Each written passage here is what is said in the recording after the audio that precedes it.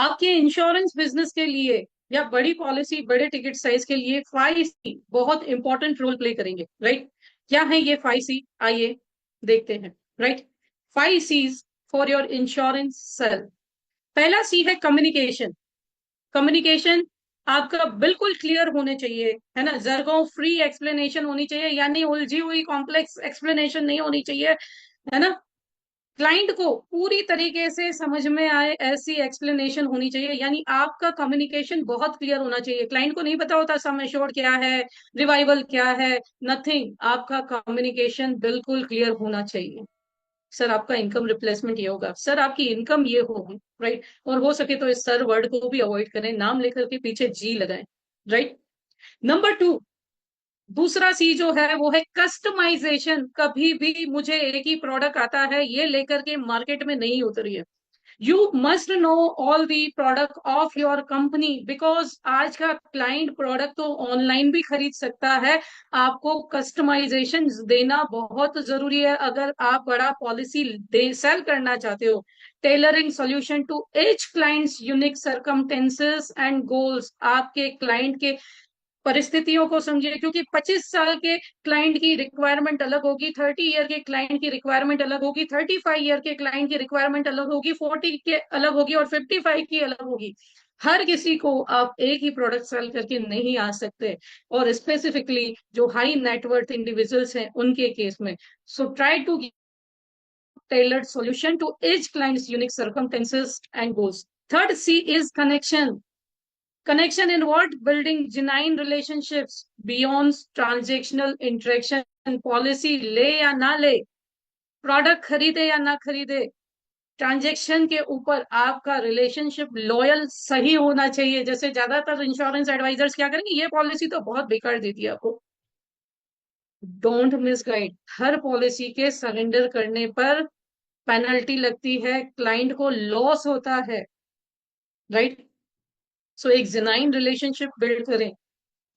I will tell you, एक client ने मुझे अभी 10 तारीख को सारे डॉक्यूमेंट्स आईटीआर से लेकर के सब कुछ दे दिया था, HNI क्लाइंट ने। उसे चाइल्ड के बर्थडे नेक्स्ट 18th बर्थडे को 12 डेज बाकी थे। क्लाइंट पेमेंट करने के लिए रेडी था, पीडब्ल्यूबी मिल नहीं रहा था बिकॉज एनबीडी नियर बर्थडे उसकी 18 ईयर्स कंप्लीट हो रही थी, राइट। आनंदा से मैं रजिस्ट्रेशन कर रहे थे, बट सिर्फ 12 दिनों के कारण मैं उस बच्चे का एटीटीबी डिसेबिलिटी बेनिफिट राइडर क्यों जाने दूं। आई टोल्ड हिम कि हम उसके बर्थडे के दिन ये प्रोसेस करेंगे। पूरा रजिस्ट्रेशन करने के बाद मैंने उसे ये दिया।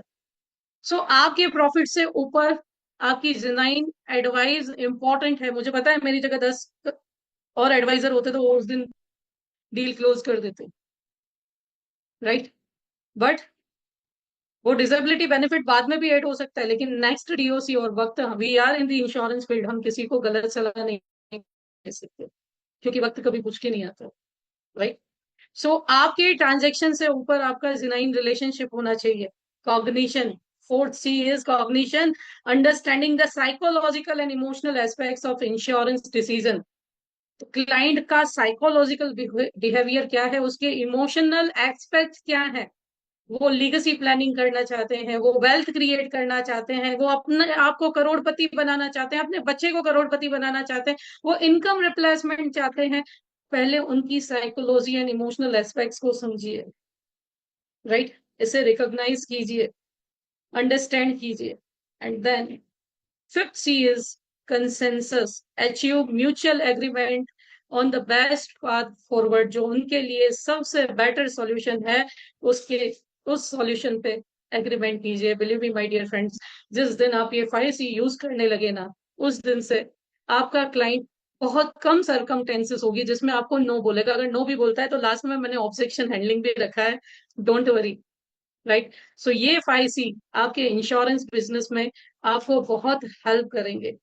आइए एक रियल कनेक्शन से इसे समझते हैं। ज्यादातर एडवाइजर्स क्या करते हैं, जाते ही बोलना शुरू कर देते हैं, लेकिन एक चीज जो हमें चेंज करने की जरूरत है, इवन मुझे भी, लिसनिंग मोर देन टॉकिंग। ज्यादा सुने, कम बोले, है ना। The art of active listening. The most successful advisors spend 70% of initial meetings listening and only 30% talking. This approach uncovers the real motivations and concerns driving insurance decisions. पहले client को सुनो, जितना सुनोगे उतना उसे बेटर सॉल्यूशन दे पाओगे।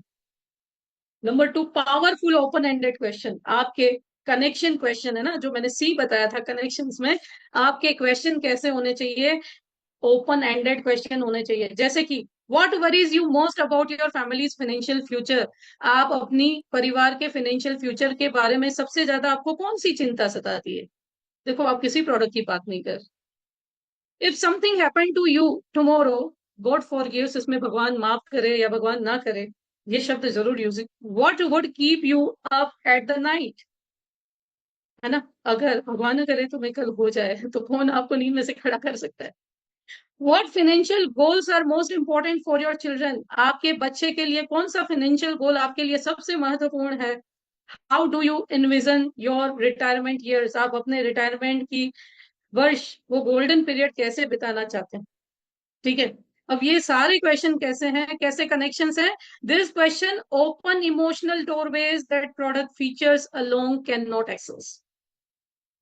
आप अपनी प्रोडक्ट के फीचर्स बताओगे, उससे वो कन्विंस नहीं होगा जितना ये सब सुनने के बाद वो आपकी प्रोडक्ट बाय करने के लिए कन्विंस होगा। क्योंकि अब वो बोलेगा इन सबको कवर करने के लिए कुछ है क्या? यस और नो? देखो, आज मैंने एक लिंक देखी थी जिसमें, सॉरी, रील देखी थी जिसमें एक चीज मैंने बहुत अच्छी लगी, कि ज्यादातर लोग, 70% लोग ऐसे होते हैं जिनको नॉलेज ही नहीं होता इन चीजों का, और हम उन्हें पिच करते हैं। और 10% लोग ऐसे होते हैं जिन्हें थोड़ा बहुत नॉलेज होता है लेकिन उनकी जेब से पैसा नहीं निकलता। और बाकी के जो 20% लोग होते हैं वो ऐसे होते हैं जिन्हें नॉलेज होता है, जो ऐसे लोग ढूंढते हैं जो उन्हें प्रॉपरली सलाह दे। अब ये डिपेंड करता है कि आप किस फील्ड में अपनी ताकत लगा रहे हो, राइट? आप किस फील्ड में अपनी ताकत लगा रहे हो। आप एस्टेब्लिश क्रेडिटेबिलिटी यूज भी कर सकते हो, है ना? कनेक्शन के बाद आपके रिकॉर्ड शेयर कर सकते हो कि I have been helped over 200 families secure their financial future with policies totaling 150 crores in coverage। जैसे मैं अक्सर बोलती हूँ मेरे इंट्रोडक्शन में, यूज क्लाइंट सक्सेस स्टोरीज। आप अपने रिलेवेंट टेस्टिमोनियल्स क्लाइंट के शो कर सकते हो। जैसे मेरे यूट्यूब पे आपको क्लाइंट्स के टेस्टिमोनियल्स मिलेंगे, है ना?